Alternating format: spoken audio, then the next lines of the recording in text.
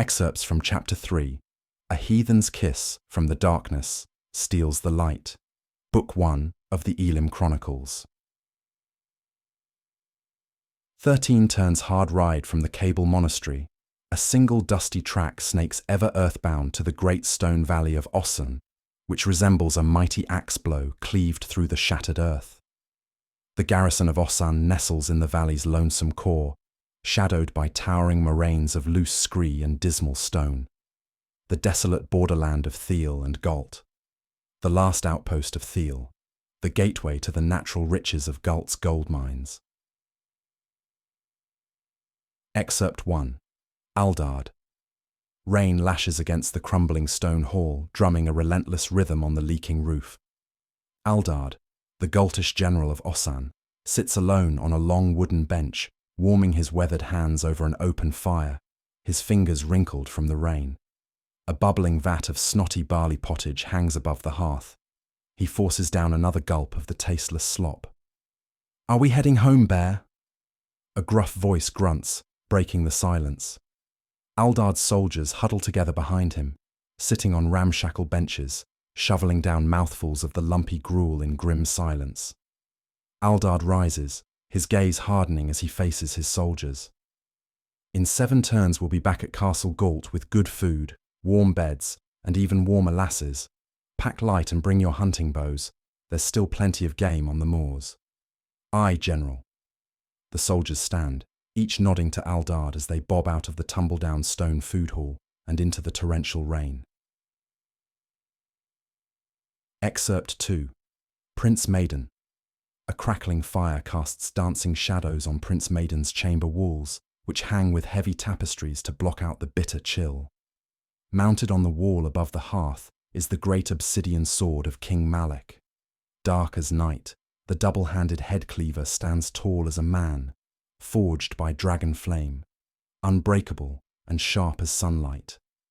A copper bathtub sits at the heart of the chamber facing towards the open hearth. In the rising steam, Prince Maiden's hair glimmers like forged copper. His fiery molten eyes reflect the golden hues of the dancing flames.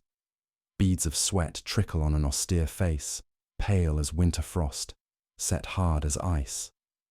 "So fragile," Prince Maiden's gravelly voice murmurs from his clenched teeth, his jaw twitching with sadistic anticipation.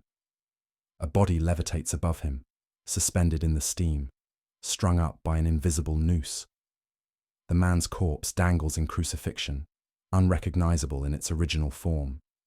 His torso folded like a layer of brittle parchment, and his arms as twisted as the castle's winding stairwells. The body's limbs twist, crack, and rotate to Prince Maiden's will. He flicks his wrist upward, and the body slithers up an invisible wall, then dances like a mangled puppet on a string. Prince Maiden extends his fingers, unfurling them into the shape of a fan. The contorted body stretches to breaking point, limbs snap and dislocate as the body creaks ready to explode. From the concealing darkness of the chamber, repulsive clacks and hungry chitters echo from the umbal, their razor-sharp claws scraping on the cold stone walls. Feed. Excerpt 3. Morana's Prophecy. "You are strong, my godfire," Morana's honeyed voice sings. She takes a deep toke from a long and slender wooden pipe. The wisps of smoke flow like waterfalls from her plump, cherry-red lips. Maiden licks his lips like a well-fed hound and beckons Morana to the bathtub. Morana rises from the couch, her words flow like the sweetest summer brook. "Feed my godfire. Satisfy your hunger. Take what you desire, for you live within me, and I am your vessel." Maiden's eyes ignite with ferocious flames as his world plunges into pitch blackness. His skin turns black as coal and brittle as bark as the shadow dragon, Anna, emerges from his splintering body ready to erupt. Morana's sweet whisper sings into Anna's ear. "It is not yet time to reveal yourself. A living god is beyond the comprehension of mortal men. They must first worship you as a mortal king before you unveil the truth of your form." Morana plants a delicate kiss on the prince's charred cheek, then stands and steps out of the steaming bathtub. Her back arches like a cobra as she spits into the turbulent flames, and the hearth's fire swells in response. Images of divination coalesce within the flames, revealing elemental visions of foresight. The flames weave images of distant battles and shadowy figures. Your father lives in fear of who you are. Iden is ruled, governed by greed. Her seductive voice purrs. Your gold is well spent, my godfire. The kingdom is yours. Summon the loyal lords and set forth your plans. Forge your loyal legions and lead them into war. A sadistic smile curls on Maiden's cruel lips. The darkness steals the light. Coming soon to Amazon and Barnes & Noble.